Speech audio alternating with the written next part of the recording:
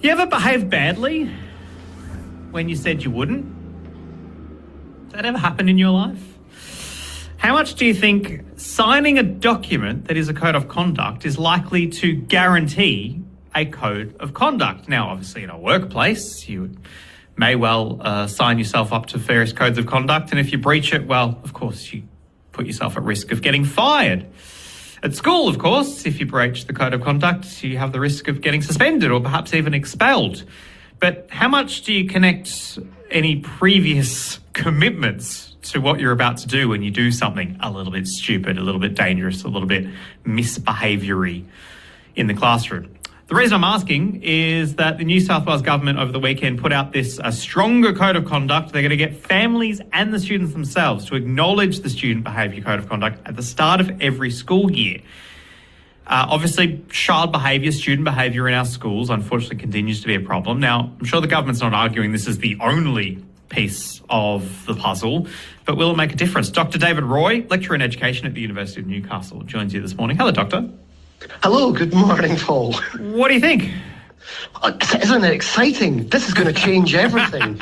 They've solved the problem by giving teachers more paperwork to chase up and harass parents of. And we know the parents who are actually telling their kids, you know what, don't be a muppet, just treat people with respect. They're going to sign it and it'll have no impact.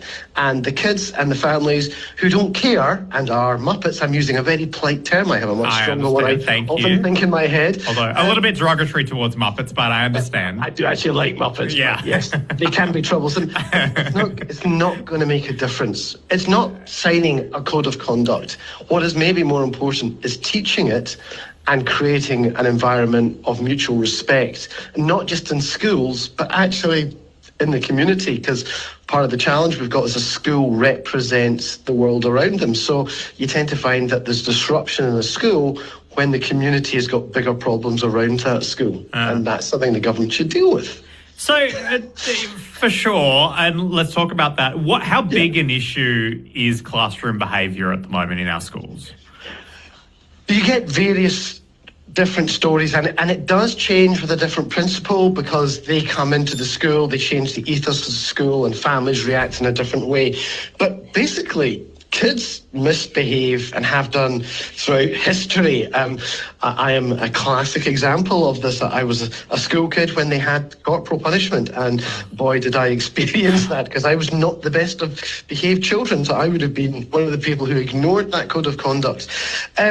It can be an issue within certain communities, and depending on how we deal with it, one of the key things is dealing things respectfully and equitably. Kids are very aware when things are not just, and they pick up on that and they will react against that. But if a school has commitment to its community and engages with that community and listens to it and builds relationships, then it tends to work a lot better, and the social contract is kept. It's the same way that, and I'm going to use a weird example, the tobacco.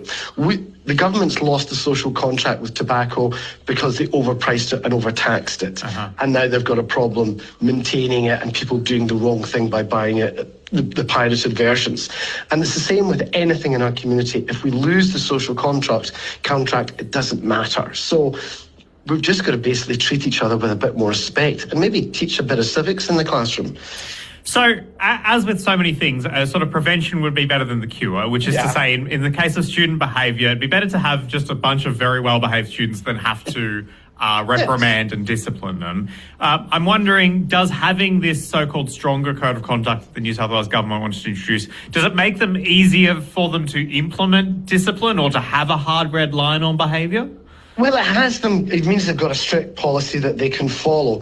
I would argue that with any policy, it's got to be nuanced. One of the challenges that they had in creating this policy, the Liberals developed it with Sarah Mitchell, and then Prue Carr took it over and adapted it slightly because of some union pressure, is the nuances when sometimes kids misbehave, not because they're bad kids, but because they're going through stress. If we have a kind of a single rule for everything, does that mean the kid whose family are currently splitting up and so is probably going to be acting up a little bit differently? Do we suspend them and do we punish them for the same way? What about the child with a disability whose disability causes them to shout out in class, say with Tourette's or something? Do we discipline them the same way because they have a disability? So it's got to be a little bit more nuanced. And the best schools and the best principals actually go through that process. And I know it's something that Murat Dizdar, the boss of the department, is very conscious of, so I must give him credit. But making people sign it every year, once you enter the school, you've signed it, that's it done and dusted. If you then breach it, that's a whole different issue. Interesting. What else needs to be done here? Part of what really creates better classrooms and better environments in schools are engaged kids whose learning is relevant to them, where they are part of that process and where the teachers are excited to teach as well and not just being, say, given a script to parrot, as sometimes has been happening in certain situations with explicit instruction. So engaged classrooms, learning that actually has substance and significance and that is intellectually challenging the kids, which is part of the process, I guess, of the quality teaching model. That's what creates a stronger classroom. Dr. David Roy, appreciate you for being so well behaved today on the radio.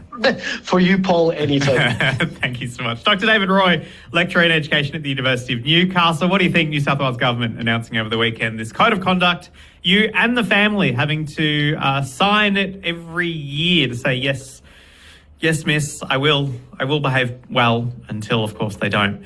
What do you think about that as a step towards better behaviour? Are you a teacher in our public school system, or, of course, a school of another persuasion? Does pre-agreeing to being well behaved make a difference, do you think? 0487 99 12 33.